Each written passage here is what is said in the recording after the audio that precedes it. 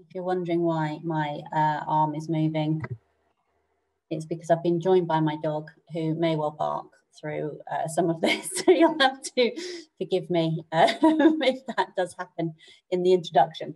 But so good afternoon, everybody. I hope that if you've been with us from the very first session, that you have had a good afternoon, that you've been able to join and participate in the sessions that were of interest to you on this inaugural set of our Net Zero sessions under the Futures Forum umbrella.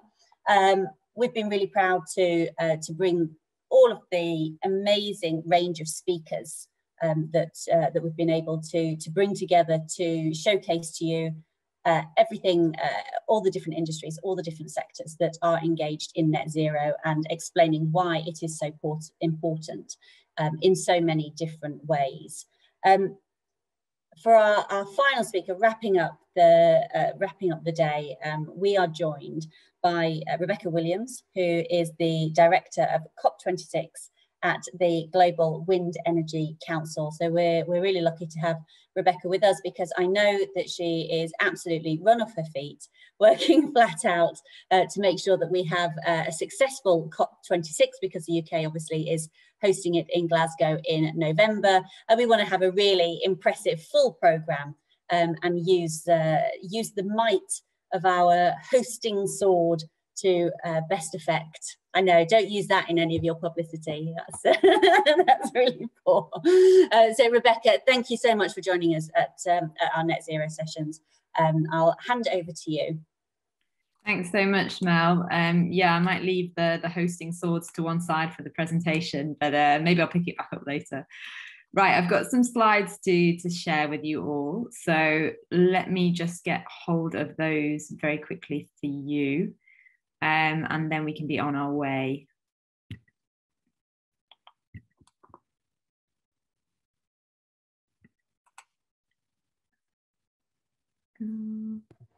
Just while you're doing that, Rebecca, I'll remind people we have got the Q&A function at the bottom of the screen. Please do use the Q&A function to ask Rebecca any question you like, anything at all, and she will know, because she knows just about everything there is to know. So don't be shy. That, but no question is too silly. So please do make use of the Q&A box. Everyone, yeah, I'm Rebecca Williams, and I'm currently on GWEC from Renew. And as Mel says, I am heading up the work on COP26 on behalf of the global wind industry. And just a bit of background about me, because I think in these kinds of events, it's always really useful to know how people have got into the sector and what their journey has been. So I started out as a law student. I did law at Bristol, and following that, I then ended up working for an MP who was very knowledgeable about climate change and energy. And then from there, I went to WWF UK, and I guess I wanted to make a difference in terms of tackling climate change, which I have seen for a while now as one of the biggest issues that we face as mankind. And I've always been someone who wanted to make change. So whilst at WWF UK, I was in charge of a campaign to phase out coal power, and I really enjoyed that process, and we got a positive result. We got UK government to commit to the end of coal power in the UK. But that amount of change wasn't enough for me. I wanted to do more. And so I came into the private sector and started to work for the renewables sector. And I can honestly say that in the years I've been working in renewables, I have managed to make so much change. And being able to have that direct impact between what you do and the change that you make is something that you don't get to experience in a job very often. So I feel very lucky every day to represent the sector. And we'll come on to why I feel so privileged a bit later in this presentation. So I'm going to talk to you today about the UK's leadership role in COP26, both their formal leadership role, but also what I personally think their leadership role should be. And I don't know who's out there in the audience, maybe someone from the UK government is listening and might like to make some notes. But I can this presentation afterwards anyway.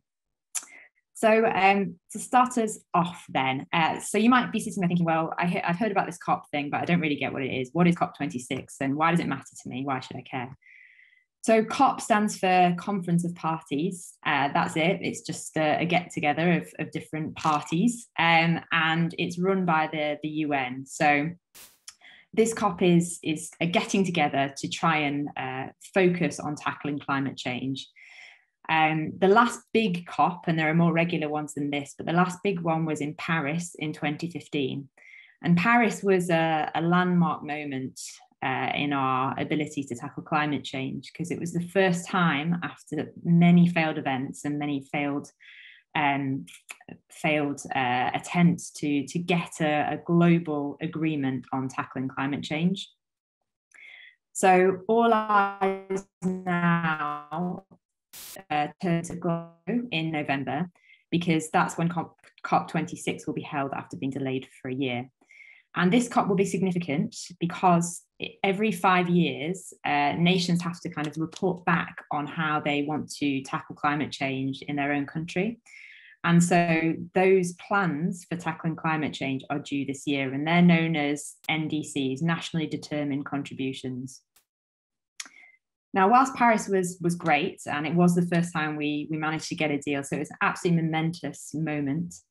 The bad news is that the pledges that we have now in front of us, the current policies set by governments, only get us to 2.9 degrees of additional warming by 2100. The Paris Agreement's wording is to try and hold temperatures well below 2 degrees, with efforts to pursue 1.5 degrees of warming. And that's really worrying, because I'm sure I don't need to tell you all, but 2 degrees of warming or above equals catastrophic climate impacts. And we're already seeing the impacts of climate change on a daily basis, not just in California and Australia in terms of wildfires and the melting of the Arctic, but we're seeing them here in the UK. We're seeing a rise in flooding and extreme weather events, bizarre snows, weird heat waves, and those impacts are going to get worse. And what we don't know about yet is this concept of tipping points. So if the Earth warms to a certain level, we're not quite sure what the total ramifications in terms of the Earth's ecosystems are when those levels are reached. And there's lots of research to try and understand that more going on at the moment, but we're still not quite sure about what that impact looks like. So, you know, it's worrying, and it can be quite a bleak picture when you're thinking about tackling climate change. But I'm here to tell you that I don't think that you should feel hopeless, and I don't think that this is beyond our reach. I think we can tackle climate change, and I'll come on to discuss why in a moment or two. So the UK government, as we said, is host nation for this year's COP. And what does that mean? That basically means that they play a leadership role. So they have the presidency of the COP. It's for them to set the agenda in collaboration with the UNFCCC. And it's for them to really set out the political narrative of the COP and what they want to achieve. So this is their stated objective so far on what this COP should deliver. So there's themes here around collaboration, mobilizing finances. For the first time recently, a really strong focus on adaptation. So often when we're talking about climate change, we're talking about mitigation. How can we reduce emissions from the things that we're doing? And now we also need to think of how we can adapt our infrastructure and the way we live to deal with the impacts of the warming of the Earth. And then the other one that I want to focus primarily on here today is about securing global net zero by mid-century to keep that 1.5 degrees within reach. And to do that, the first step that we need to take is to reduce emissions from the power sector globally. And when we're talking about the power sector, we're talking about the way we generate electricity. And in the past, that's been very reliant on fossil fuels. What we need to see now is a revolution towards renewables in order for us to be able to get rid of emissions from the power sector, but also then to help us reduce emissions from other sectors. So if you think about the way we drive our cars at the moment, the way we heat our homes, all of those things are reliant on fossil fuels. We need to make as much electricity as we can from clean sources to then be able to use like electric vehicles or heat pumps to heat our houses. There will be a huge shift in the way that we produce electricity, but also a huge shift in the way that we all interact with our energy sources going forwards. And that's why it's just so important that we focus in on reducing emissions from the power sector in the first instance. So when we're thinking about climate leadership, I think the key question here is, can we actually get to net zero? Do we believe that we can get to net zero? And as I said, when you're faced with the full picture of what could happen when we get to certain levels of warming, it is fairly scary. But I fundamentally believe that we can get to net zero, and that's because of my experience so far working in the renewables sector. So I just wanted to share with you this image, this bunch of dudes who look like they're assembling some kind of aircraft. This is in fact one of the earliest sort of commercial wind turbines in existence. And the history of the sector was, very small. It was a group of pioneers in the 70s who wanted to make change and saw an opportunity. And so there's another image here. We've moved on slightly in time, and I'm not going to pretend that I'm old enough to remember the inception of the industry. I'm sure there's some floating around perhaps in this audience who might be able to. But this is a group of engineers now working on a nacelle, which is the middle bit of the wind turbine blade. And then moving forwards, you might be more familiar with more recent images of wind farms. And I probably don't need to tell you that we're now building huge wind farms out at sea in ever deeper waters, powering millions of homes up and down the UK and increasingly millions of homes globally. So my hope in terms of tackling climate change is that, the renewables sector started out from very humble beginnings. It was a pioneering industry. And in the space of a few short decades, we've managed to completely revolutionize and transform not just the way we generate energy, but our very society. And I think that transformation is going to keep on going. So what does that look like in the UK context?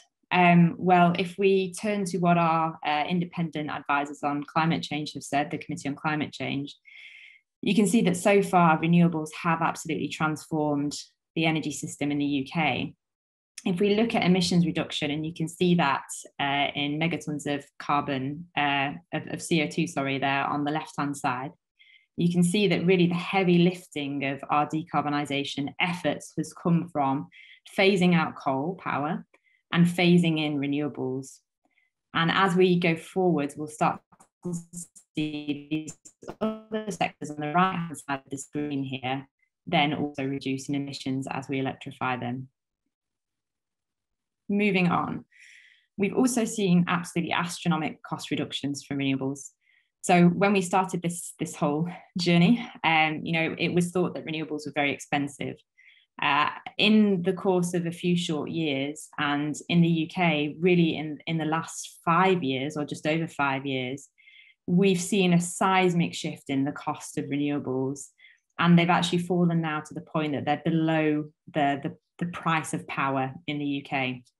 So the next time anyone says to you that renewables are expensive, let me send you this slide pack and you can show them this graph, which is for global costs of renewable energy. And we can conclusively say that renewables are the cheapest forms of generation now. We don't have to choose between cost and being clean. We can have our cake and eat it. The other thing that makes me really hopeful, and you can call me a kind of techno-optimist in this sense, but if we look at the size and scale that's been achieved in wind turbine technology over the past few years, it's fairly gobsmacking. So we've seen ever taller turbines in ever shorter periods of time.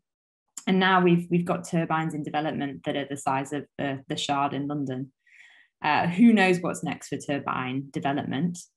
But what I do know is next is with floating wind farms, which can help us deploy wind in ever deeper waters and bring offshore wind to more people and markets around the world.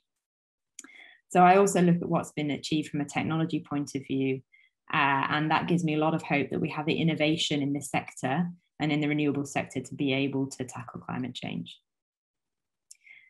But, and here's quite a big but. I think that we have technology to get us to net zero. We have the innovation and we have the great people in this sector. And I hope that after today, many of you will choose a career in renewables as a result of this conference, perhaps. But there are some buts that we need to work our way through if we are going to get to net zero. And if we focus in again on where UK leadership would be best placed, it brings me back to the renewables of wind story. So the UK is very well placed to really make the most of the fact that we are truly global leaders in wind. We have the world's largest offshore wind industry. We're exporting our companies' goods and services to every continent in the globe, save for Antarctica, I believe. So we're doing really well. And this is a huge USP for the UK government. It's a major point. Wind, as I said, can definitely help us tackle climate change. And if you look at the scenarios that are out there, so the International Energy Agency came out with a report just recently on meeting net zero. And it found that the power the power that we will need in the future will come from wind and solar. And that will be 75% of overall power demand will be met by wind and solar. There'll only be a small piece of the pie, which will be met by other technologies that are emerging, such as hydrogen or CCUS. So really wind and solar are doing all the heavy lifting here in terms of that emissions reduction. But the challenge is that we're not yet where we need to be, despite our best efforts as the wind industry. You can see in this graph here where we need to get to in terms of wind installations to keep warming in line with 2 degrees C. And that's on the right there, represented by the horizontal yellow line. And then on the left, you can see where our current market outlook is. And you can see the discrepancy between those figures. So try as we might, we're not yet deploying the levels of wind, and the same goes for solar, that we need to see in order to tackle climate change. And I think this is really concerning because everything else depends on us deploying these renewables. And it's also the low-hanging fruit. We know this technology exists, we know it works, we know it reduces emissions, creates millions of jobs, but we're not yet getting this 100% right, and we're not seizing this opportunity. So I think that this is a key opportunity for UK leadership to really drive forward the global deployment of wind. In the UK, we have a structure for that. So we've also, with offshore wind, got a sector deal, which is a collaboration between government and industry. And it's a series of promises about how we can grow the sector.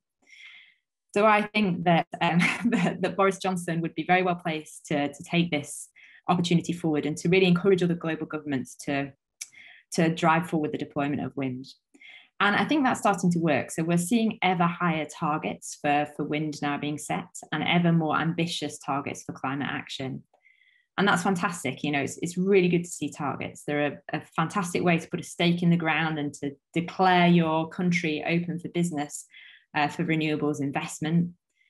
But targets alone are not going to get us there. We need to see the heavy lifting done here.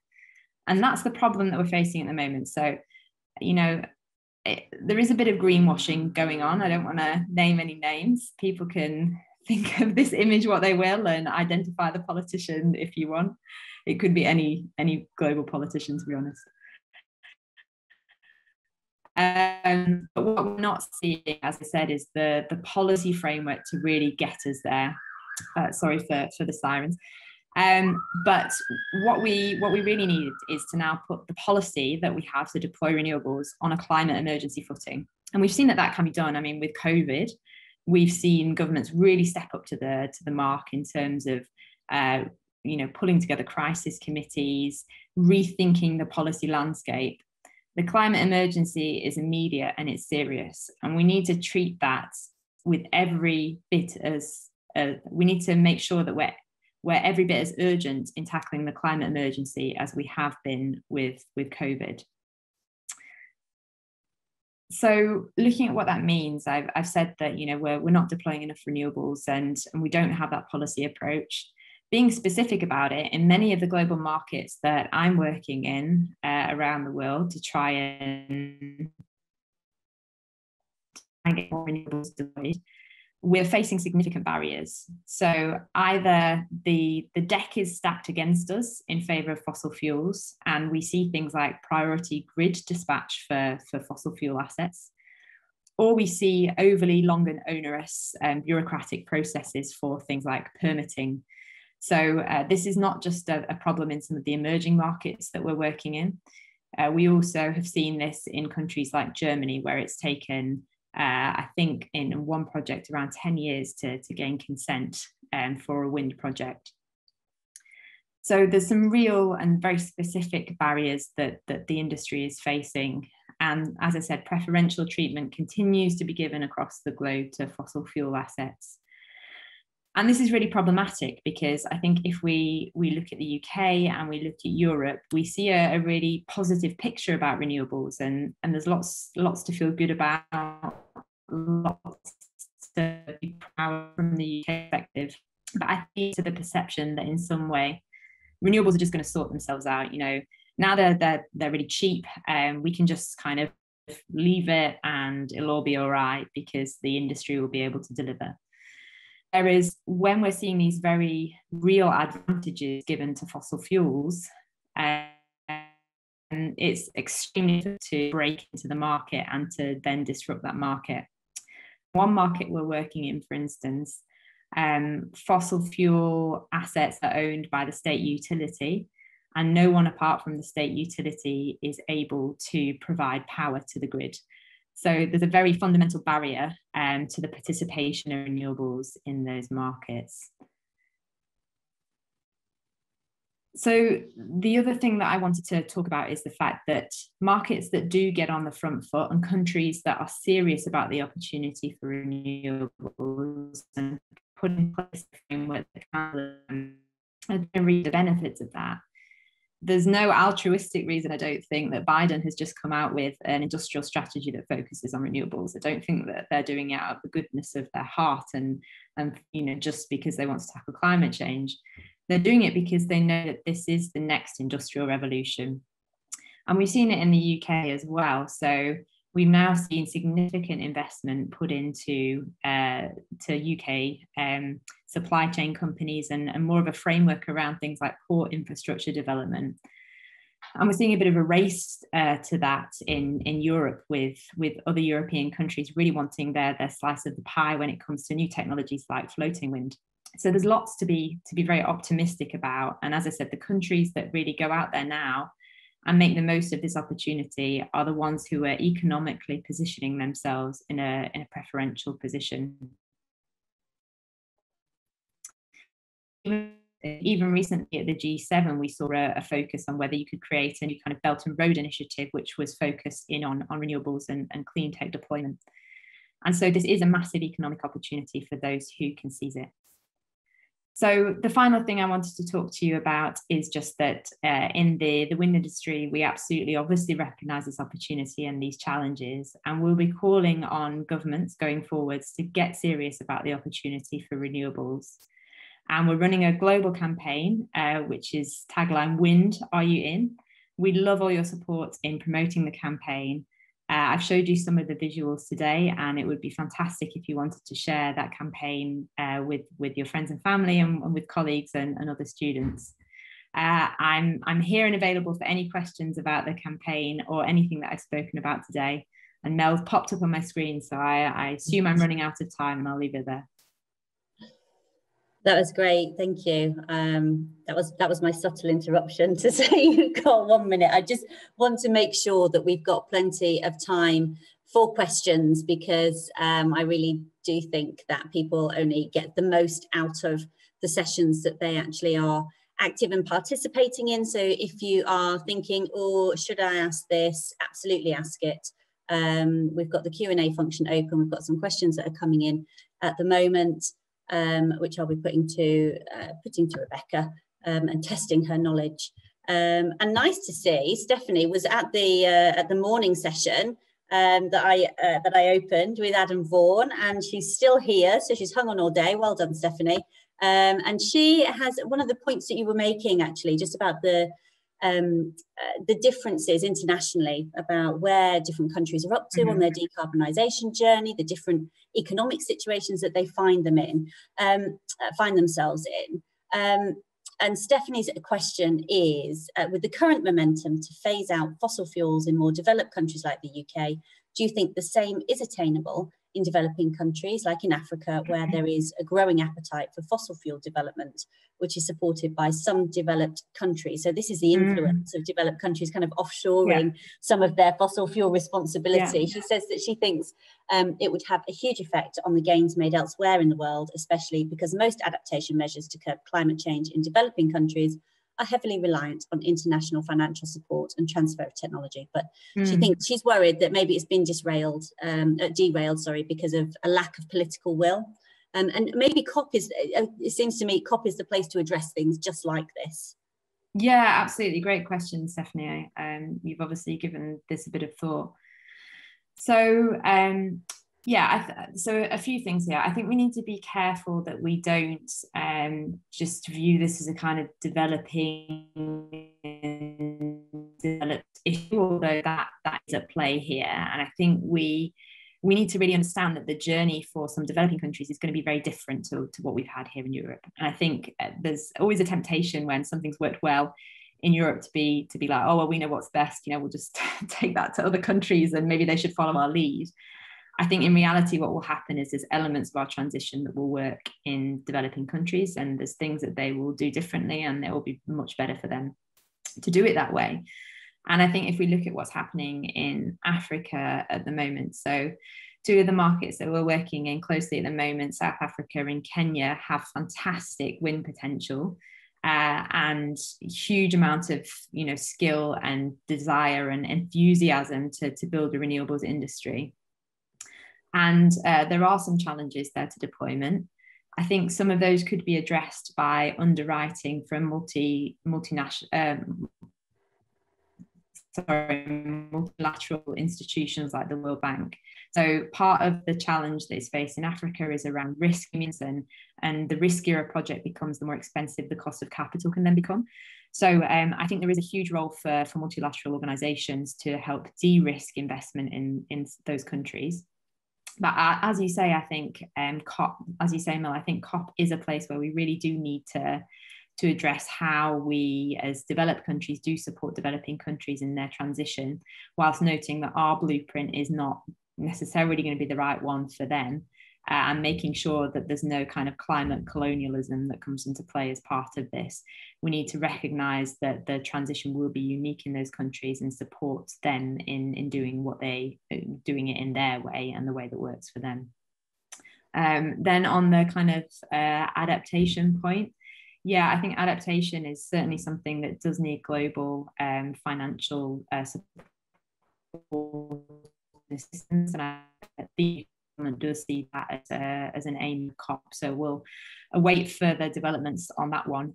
But for sure, I think that that's something that does need climate finance, immediately.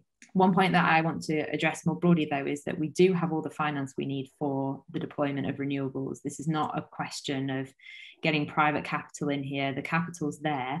It's about unlocking it and making it easier for people to invest in renewables in the markets that we're working in. Thank you for that. I did say that there was nothing that Rebecca wouldn't be able to answer. That seems like an extraordinarily broad question that had a very very precise response. So thank you for that. I will ask Bessam's question. Yeah, people can upvote some of these questions. We just have 5 minutes left now, but you can upvote some of these questions if you like them. And oh, it's just disappeared. Where's Bessam's question? There we go. He is asking, if we can't even reach the low-hanging fruit to install the right proportion of wind turbines, how will we reach the more difficult but necessary fruit of reduction in emissions in other sectors? as well as considering the other threats to nature and people's lives, is 2 degrees Celsius really possible? Yeah, great question. I think the point here, though, is that we need to reach the low-hanging fruit. And that's absolutely what our whole campaign is about this year. So, you know, we can deploy wind. We know how to do it. We should be doing it now. There are adjustments we can make to do that, but we need people to get serious about it and not just think it's a done deal. And that will help us decarbonise these harder to reduce, harder to treat sectors, such as heat, such as transport, such as things like freight as well, and heavy industry. And Bessem, you know, I'd be happy to talk about the work we're doing on reducing emissions in industry as well via the production of green hydrogen. That's something that's really exciting. So I think we have the innovation, we have the tools at our disposal. This is a question of political will, and we absolutely need to now put in place this climate emergency framework that I was talking about. But it can be done if people are serious about it. So which do I go for? Right, I'm going to go for Kira's. So Kira has asked, in a talk earlier in the day, the amount of metals and resources needed for wind turbines was mentioned. How likely is this going to be a significantly limiting factor to the increase of wind energy use in the UK and elsewhere, which I am really interested in because I've been at a sustainability meeting today talking about all of this, including you know, how blades are made, what kind of technology we need in the future kind of to reduce our overall impact on the earth as an industry. Yeah, great question. I think that this is something that's really you know, going to the agenda in terms of importance and focus. So yeah, we as the sector becomes bigger, we will take more of a toll on mineral and metals usage. But there's a whole load of initiatives that are going on at the moment around sustainability and improving sustainability practices. And one of Renewable UK's you know, premier members, Vestas, are doing excellent work at the moment on sustainability in their production line and supply chain. And that goes from sustainability from a you know, minerals perspective, but also through to a labour rights perspective, the whole kit and caboodle. So I think this is something that we don't have, you know, all the answers to right now. But as an industry, we're out there being honest about the fact that we all need to learn together around this challenge. And we've got some of the best minds in the industry working on it. So there'll be an ever as we start to deploy more wind, that's when the pinch points will come. So we need to get ourselves in a good place to deal with this challenge right now. And that's certainly what the sector is doing. Thank you. Now I've got 2 more questions that I'd like to ask you, and I'll beg people's forgiveness to hang on for just a couple of minutes extra beyond 5 o'clock, if that's all right. Nathan's asked a question about how much money oil and gas have made, and is it similar in renewable technology? So are they able to make the same kind of profits as oil and gas? Yeah, great question. It's really interesting at the moment to watch what's happening in the market. So we're seeing a lot of oil and gas companies repositioning themselves to be, you know, wind super majors. We're seeing that with BP, with Shell.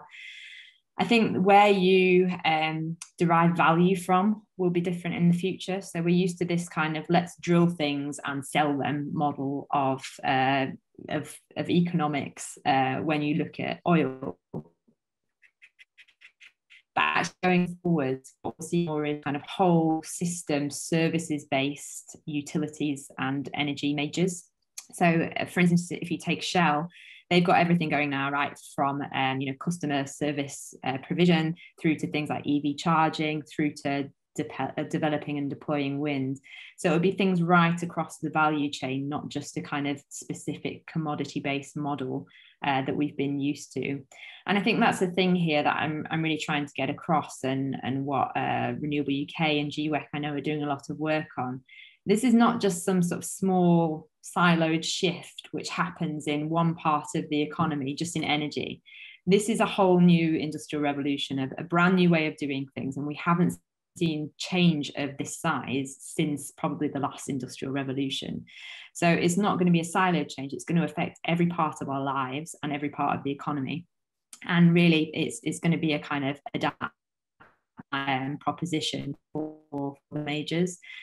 So we'll see, think, and who's wins, the ones that kind of get on the front foot are obviously going to be the ones that position themselves in the long term in a better place.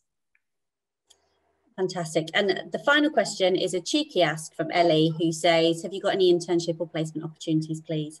And I will just use this as a quick segue to say on the 15th of July, Futures Forum are running the second of their net zero sessions. It's all careers focused. So I'd urge you to join on the 15th of July. And if you know anybody else who is interested in the sector and wants to learn about the range of different roles that are available, share all of the links. It's all over Instagram, it's on LinkedIn.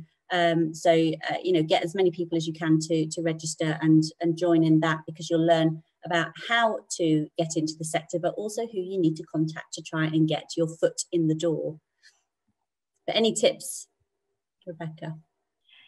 So both GWEC and RUK do have internships from time to time, and many of our members have internships or placement opportunities too. So my top tip is probably to get a LinkedIn profile, make sure you're active on LinkedIn and follow the companies that you like the look of. Try and make introductions to people. You know, people are usually in the sector very happy to answer a few questions or to meet for a coffee, if that's allowed in COVID times, meet for a virtual coffee and answer any questions you might have about getting into the sector. So build up your network, do things that make you visible, come to conferences, ask questions. Those are all great things to make sure that you're someone who is recognised as wanting to get into the industry. And the more contacts you make, the easier it will be to find out about opportunities. Brilliant. Thank you so much. We're going to leave it there because I've allowed us to run over just by a few minutes. Thank you so much for your contributions. I love the visuals on your slide deck. I thought that they were really great, really engaging. So thank you very much for preparing those for our audience. I hope that everybody has enjoyed the sessions that they've managed to join in with today. If you've been with us all day, amazing. Thank you so much. It's a pleasure to have spent time with you all. Again, we have got a questionnaire on the VFairs platform, so please do provide us with the feedback. So if there was anything that you loved, tell us what you loved. If there was anything that you'd like to see a bit more of next time round, we're open to suggestions. We're always happy to improve. I will close the session there. Thank you so much. A big thank you as well to Emma, who is doing all of the tech behind the scenes, and to Vicky, who's also been helping with all of the tech today. And really, this is Emma's event. Emma has put all of this together. She's brought the speakers together. She's done all of the advertising. She's got you lot to be here as our audience. And she's done an amazing job. So thanks so much, Emma. And I hope to see you all on the 15th of July. Stay in touch, stay connected. And we want to try and use this Futures Forum to build a massive network of the next generation and try and get as many of you into as wider roles in the industry and beyond as possible. So thank you all so much.